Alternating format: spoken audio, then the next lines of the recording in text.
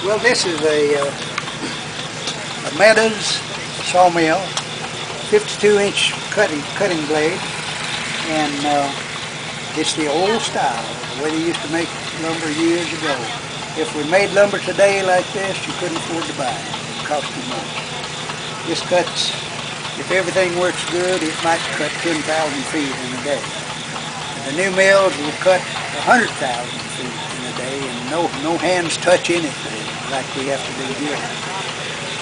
This is an antique operation, and we're doing it voluntarily just to show people what yesterday looked like.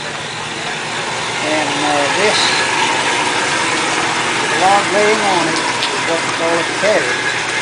It's on wheels, and it's run by a cable. It runs off of the belts here.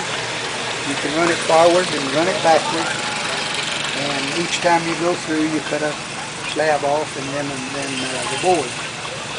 And it's run by a tractor with a long belt out here, and we got an edger. Part of this, when you cut a slab off and you cut another board, you have to run it through the edger and straighten it up on each side.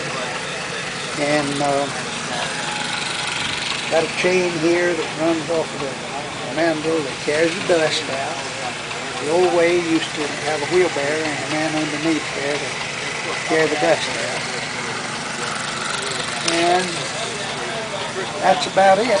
Now, did you ever do sawmilling yourself, or is this just... Yeah, I did it. I grew up on a farm in North Carolina, and in those days we wasn't playing like we are today.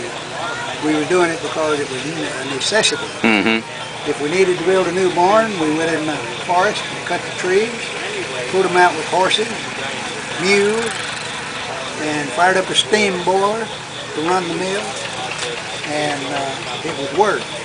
And it was part of the existing back then. Can't hardly compare it to living today, but it was the existence.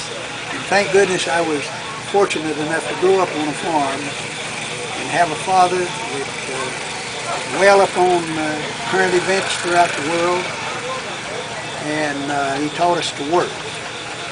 And know what machinery is, and how to work with it, and how to work with your hands. And I'm thankful that I had that opportunity to grow up. My father used to say, if you boys are smart enough to be a good farmer, but if you find out you're not, then you can just be a lawyer or a doctor, or something like that. And that's just about the truth. The farmer has to know so many You're right. things. Yeah. Now, how many years have you been down at doing this here at this place? This is 14th year. 14. And you have several other displays, I believe, and other working machinery too. We go to other shows. I've been to shows, antique shows like this, all over the United States.